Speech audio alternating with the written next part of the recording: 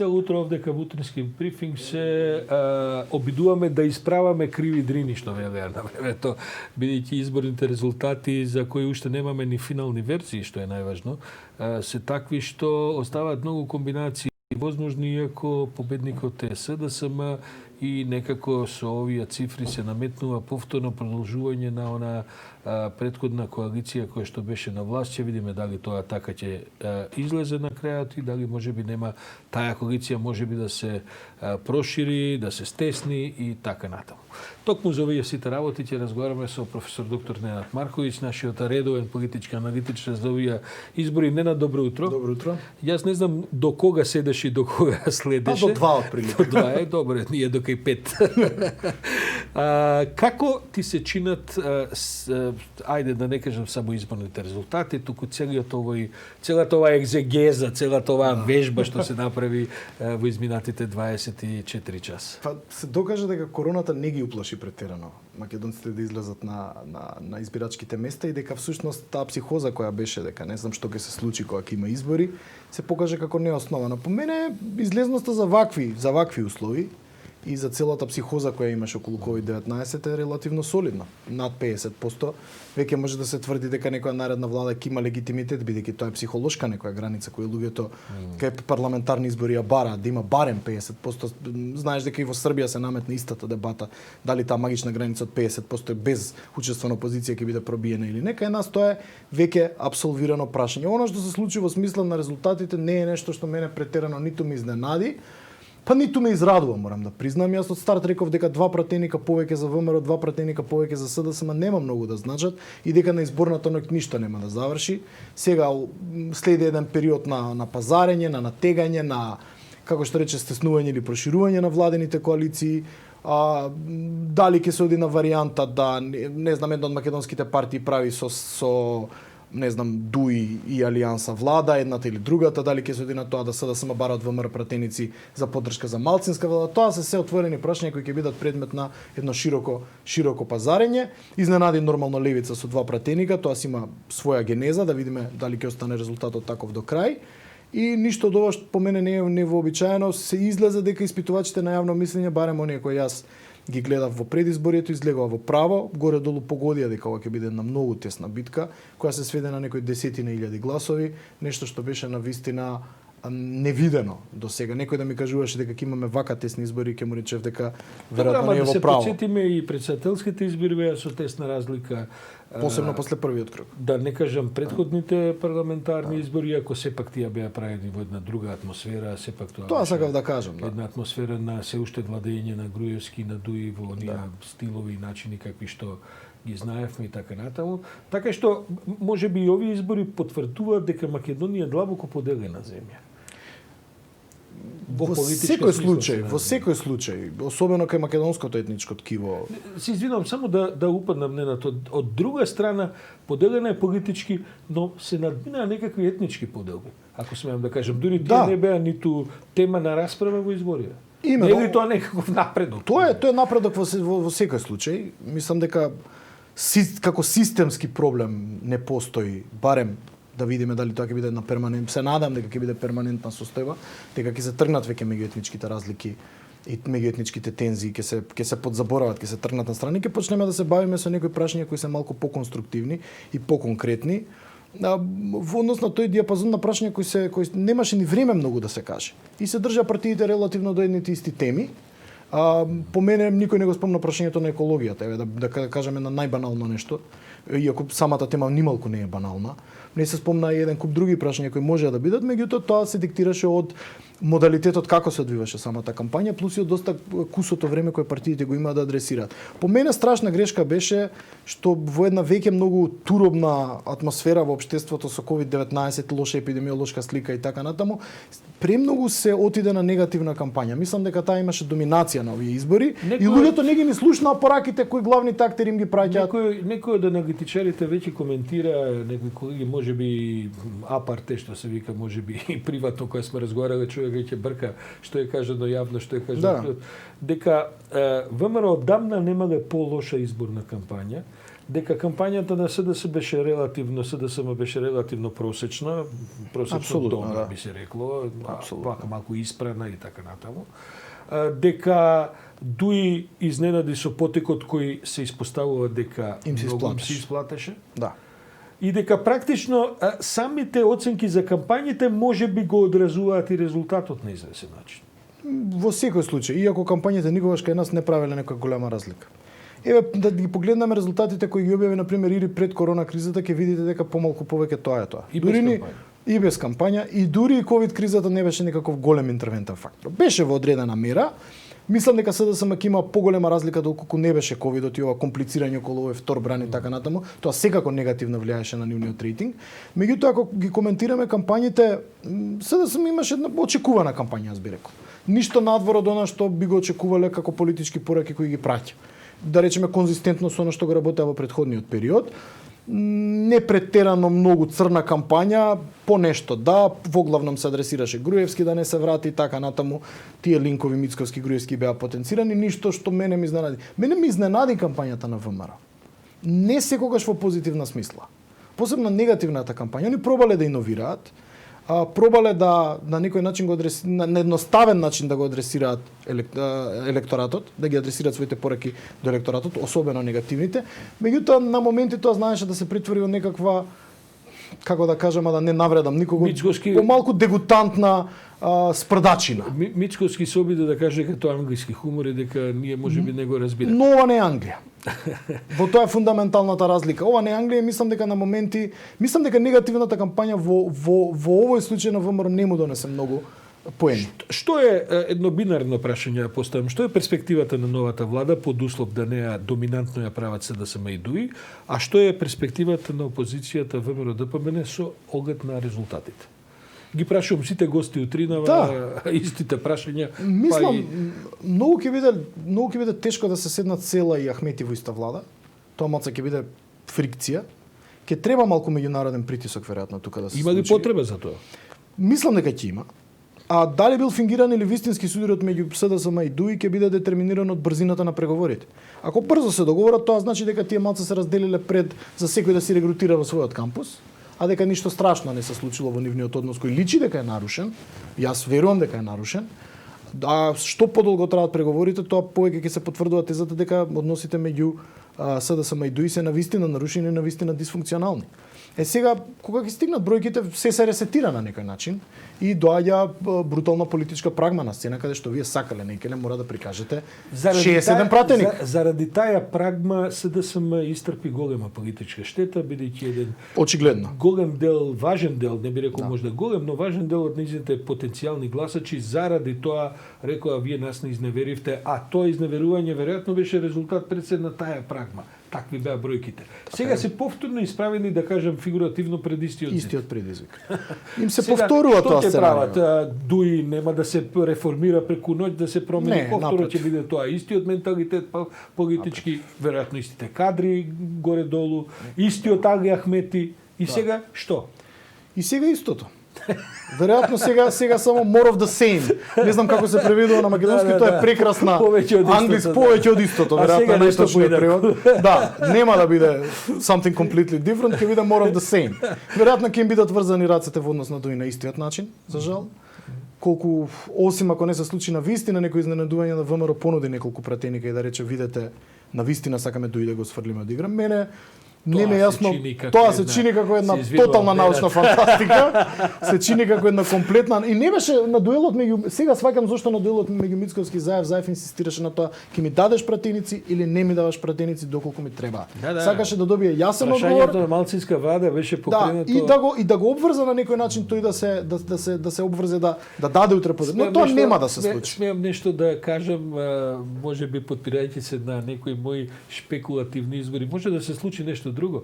Може да се случи неколку пратеници од ВМРО ДПМН да сменат дрес наеднаш. Не е непозната пракса кај нас. Кај нас не е Таа исто непозната голема пракса. коалиција со голем Така е, број на така е. пратеници кои што доаѓаат И од од помали разни партии. помали партии. Така е. Не би се изненадил да одеднаш мнозинството на СДСМ стане 3-4 можеби Па, пратеници. Тоа не е кај нас, ја мислам дека веќе не е случок, него е правило. правило е да се менува адресот. Видовме после 2016 што се случи, така да ја не би го случило воопшто како невозможно. Еве да поразговараме неколку работи кои што се случија. Само да го довршиме прашањето, дали овој резултат кај опозицијата наметнува потреба за реформи? Или може би оваа блискост на резултатот, сега Мицкоски има право под услов да има, се разбира, амбиција човекот, може да е умен, може да сака да си оди, но дали не му дава ова доволно комоција да каже чекајте, па не е ова некаков не знам каков пораз, за да сега тука мене ми ја поставувате одговорноста под прашање. Веројатно ќе се обиде да преживее. Мојот инстинкт ми кажува дека нема да се повлече после ова. Со обзир дека вчера, она што чуди е дека вчера воопшто не се појави со никаква изјава. Како е тоа можно? Зошто? Јас апсолутно не разбирам. Да лидер на опозиција барем да ги оспори резултатите, да рече имаше местенки, да створи некакво алиби. И за тој мал пораз од 10.000 гласови, и за тој да створи алиби. Тоа би било очекувано политичко поведение. Да излезеш и да кажеш, видите, ќе дадеме приговори таму, ќе дадеме приговори, ова не е дефинитивно. Јанушев повторуваше цело време дека треба да се причека, Но Јанушев не е председателот на партијата, Јанушев не е Мицковски. Вие не можете да практицирате таков тип на трбухозборство, да праќате друг човек да ги кажува пораките кои вие треба да ги пратите. И многу ме чуди непојавувањето на Мицковски. Јас тоа и беше причината зашто останав до 2 часот. Веќе не можев да издржам понатаму, да видам дали ќе се појави, дали нешто ќе каже. Бидејќи се кампањата помина во една многу лична, да кажам, конфронтација помеѓу Заев и Мицковски. Пред се на инсистирање на Мицковски мора да се признае. Дали може би затоа сега ова таа е на личен план од дедна сега треба да се признае дека макар за 2 пратеника изгубиле. Тоа е доста. Јас тоа вчера го искоментирав. Некој пораз од 50-60 илјади гласа не би бил волку болен. Заради тоа што знаете дека сте биле далеко од победа и ситуацијата би била појасна. Тоа нормално би ги искристализирало веднаш односите внатре во ВМРО. Но пораз од 10.000 гласа е исклучително болен за само 2 пратеника. Тоа е нешто што е како да кажам, повеќе боли, што не значи дека нема начин да се релативизира со ако успее моje предвидување дека очигледно е дека некаков камбек ВМРО ќе има на локалните избори. Не е реална ситуацијата каде што СДСМ може волку градоначалници совети да држи. 2017 беше, ништо да не се случи, не може ваква ситуација. Особено што во делот до локалните средини ова име на СДСМ падот на гласовите и во однос на претседателски и во однос на минати локални, има и опомена на локално ниво малку повеќе да се ангажираат. Така да ако ги преживеат, ова ми беше финалната поента, со тоа ќе завршам. Ако Мицковски преживеат до локалните и ВМРО направи некаков релативен камбек, тогаш ќе видиме каков. Дали потполн делумен и така натаму, може би да го продолжи својот политички живот под услов да она што го кажа да тој сака после ова да продолжи во партијата, иако нема најава за некој друг лидер никогаш и немало. Да, добро. Таму има задкулисни најави и сите ние во секоја партија спекулираме кои се тие, меѓутоа морам да кажем дека никој од нив барем мене не ми делува поимпресивно од Мицковски, а и самиот Мицковски е можда веќе. Особено што дилемата дали сега повторно на дилема more of the same повторно. Дали ќе оди кон либералниот центар, ќе се приближува, па ќе станува по центар десно партија ВМРО ДПМН или ќе се враќа кон подесните гласачи. Ова е вечна дилема. Добро, не може очигледно да го покријат целиот простор. Добро, дали овој резултат изборен, сега кога веќе разговараме за десницата, во кој што практично се отресоа од разни 5-6 формации, вклучително интегра која не успеа да влезе со пратеник. А кои што заговара крајно десни, порадикални десни опции така натаму, дали ВМРО на крајот сепак не успеа да ги истресе како болви од крзното тој тип на разноразни фракционерства во десничарскиот блок и да остане, се разбира, доколку левица не ја земеме како една прилично крупна десничарска. Лево-десна партија. Не, десно-лева. Десно-лева десно-десна партија. Дали што во таа смисла, еве и сепак како експерт за политички науки во крај дали може да за ова ВМРО за тоа не е поволно и за самото ВМРО, да се покаже дека всушност од следното прашање тој резултат говори за Преспанскиот договор. Тоа се две поврзани работи. Овој резултат на десницата и вкупниот резултат говори за однос. Стално велев една работа кога беше Преспанскиот и кога беше таа силна поларизација, навреди на јавна дебата која на моменти не личеше на ништо и на социјалните мрежи и во собранието и така натаму, јас стално велев една работа. Ако бойкотирам, направи партија, има многу појасна позиција во однос на Преспанскиот. Може да биде респектабилна политичка сила на политичкиот спектар идеолошки во Македонија. Во еден момент бойкотирам ја пропушти шансата. Јас разговарав и со дел од тие Па луѓе. добре, ама некои од нив се претопија на изборните листи гласачки на гледате Дуруловски да речеме помина прилично лошо. Тоа беше проблемот на бойкотира. Многу разединето движење. Составено многу хетерогено, составено од многу различни чинители кои имаа само една точка на спојување, тоа беше противење на Преспанскиот договор и некаков ревизионизам. Меѓутоа, во моментот кога они пропуштија тоа, некој инклинира кон ВМРО, некој се откажа, разочара, некој не знам, продолжија со онлайн кампањи така натаму. Сум имал контакт со пар од тие луѓе, не секогаш пријатни биле разговорите, меѓутоа барем биле искрени ако ништо друго. И тогаш кажав дека ако не формираат партија, некој друг ќе ги земе тие гласови. Дел од тие гласови си собра левица. Затоа тука е дилемата дали е тоа лева или десна партија, она што го загатнуваме, да не се лажеме, левица им го зафати тој простор и сега бойкотирам, може да останат само она што се вели social justice warriors за своите тастатури, бидејќи им се затвори комплетно просторот за политичко делување. Но тоа пак на некој начин го олесни на ВМРО од перспектива на она што беше содржано во прашањето, дека во таа десна енергија сега веќе се појасно. И дека тука ВМРО ќе доминира и дека нема многу други десничарски движења кои може да го предизвикаат ВМРО на тој десен спектар. Дали тоа ќе резултира да они одат на едната или другата? Би било логично од ова што го говориме да они тргнат кон либералниот центар да се придвижат. Изборот на професорката Силјановска укажа дека тоа се правата обиди тоа да се направи. Малце да се приближи кон оние гласачи кои може да под Груевски сте ги изгубиле, така, кои биле незадоволни така натаму. Меѓутоа тоа останува апсолутно на нив, на која страна ќе се движат. Мене ми се чини дека они ги растегаат своите редови, пробувајќи и тоа е голем проблем во ВМРО. Ги растегаат своите редови пробувајќи да го покријат и либералниот центар и овие порадикално десно гласови. Тоа не може. Ненад, имам разни прашања, но ова ми се чини како многу занимливо. Гледам една статистика, макар до овие изброени гласови до сега. И сега гледај каква е ситуацијата. Алијанса за албанците и Алтернатива има негдека околу 77.000 освоени гласови. Има 12 пратеници.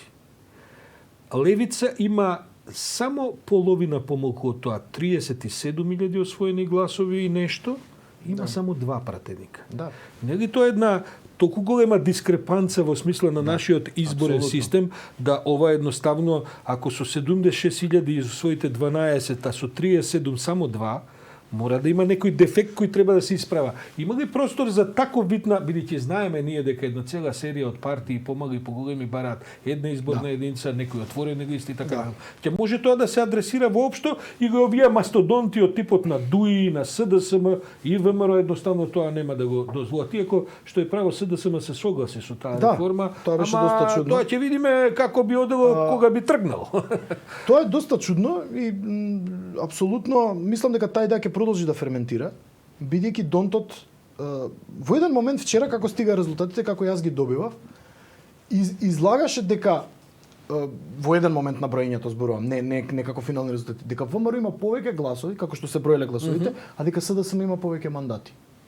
Значи Донтот е многу неправеден во однос на прелевањето на гласови во мандати, посебно во ситуацијата која ти ја спомена, на некој начин ги казнува малите партии. Меѓутоа јас кажав уште и пред година и пол кога поинтензивно се отвори оваа дебата, дека големите партии немаат суштина волја.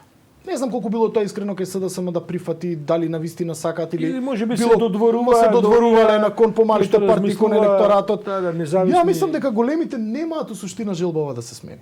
Они печелат од ваквиот Донтов модел. Ако го ВМРО и СДСМ и ДУИ ќе се договорат за нешто, тешко дека некој четврт ќе влезе и тој консензус ќе го смени или дека може да влијае врз нив негативно во смисла, односно реформаторски во смисла на тоа дека ќе поттикне некоја реформа на изборниот модел. Ја мислам дека таа дебата ќе се гњави, ќе се растега низ општеството, ќе биде присутна и дека на крај ништо нема да се случи. Да се вратам на Преспанскиот договор. Дали е ова точка на таа дебата? Дали со овие избори се става и формална некаква пребројување, бидејќи реално е 2:1 отприлика односот на оние кои што се за и против и така, ако се ми замеруваат често за сарказам или за дека подценувам некого или се исмевам со некого, меѓутоа не знам како ова да го формулирам осим вака. Ако 1,2 милиони луѓе останале дома за референдумот и со самото тоа не се согласиле, тие 1,2 милиони луѓе вчера имаа прилика да го казнат заев. Тоа не се случи. Така да, тезата дека имало таква енергија против Преспанскиот договор во општеството, вчера можеше лесно да се прелее во казна за Заев и неговата партија. Тоа не се случи. Тоа многу јасно укажува дека луѓето се многу посклони кон политичка апатија и дека добар дел од тие 1,2 останале затоа што или не ги занимало, или едноставно не сакале одговорноста на тој момент да ја понесат, затоа што да не се лажеме, тоа е тешка одлука и тоа е одговорна одлука и тоа е нешто мачно низ кое ние моравме да поминеме. Меѓутоа, еве, каде се тие 1,2 милиони вчера да го казнат Заев на изборите и да му речат ти го подпиша през пат. Тоа му се случи на Ципрас. Да, многу јасно на Ципрас. Гледам реакциите во грчкиот печат, ви од Сабајгови и сега додека разговараме, се извинувам, ама ја морам да шарам. Нема проблем, да екрани, бидејќи следам патем биде речено сајтот на ДИК е се уште паднат, недостапен и така натаму, така што со тие 6-7% недоизброени гласови, а тоа може да направи промена, дури може и двајца пратеници, секако може да еден. Да се навратам, грчките медиуми со задоволство поздравуваат победата на СДСМ и претпоставуваат дека СДСМ дуи ДПА ќе прават влада и така натаму.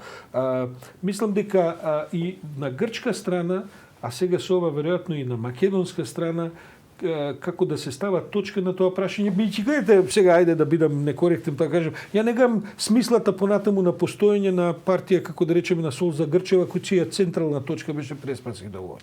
Што е смислата на една Македонија? Што е смислата на па дури овие кои што освоија малку позначајни гласови? Таа тема ја не знам дали може па по 2 години повторно да се извади и повторно за тоа да се биде главната тема. Именно тоа сакам да кажам, кога не се искористи моментот да таа политичка енергија создаде свој своја политичка референтна точка некаква, своја фокална точка низ некаква партија и реши да остане движење. Е моментот кога оние пропуштија приликата да на некој начин спечалат од незадоволството кај дел од населението од Преспанскиот договор, кој си беше легитимно, нема тука ништо спорно. Меѓутоа, сега мислам дека тој политички простор им го зема левица, дека им се наметна на некој начин на овие гласачи. И знаете, сосема е поинаку кога вие сте присутни во парламент, па макар и со двајца пратеници, од тоа да седите за тастатура и пишувате Facebook статуси. Тоа е многу различно. Се разбира дека кога можете да излезете на говорници и да кажете нешто, е нешто сосема друго од тоа кога сте гневни на социјалните мрежи. Така да мислам дека сите овие партии кои ги спомена го пропуштија својата шанса бидејќи за 4 години веќе ќе биде доцна за ова да се разговара. Така да иако не мислам дека таа политичка енергија ќе ја снема, просто канализирањето на таа политичка енергија сега зазема сосема друг тек. Помено гледам и по утринскиве активности, еве Јанушев пред 20 на минути инсистира на тоа дека ВМРО е во трка за состав на влада. Каква е сега на тамошната процедура? Бидејќи Пендаровски има избор да го даде мандатот веројатно на тој кој што ќе го убеди дека може да состави влада или на победникот. Што ќе биде? Веројатно на тој што ќе му донесе 61 подпис. Предпоставувам.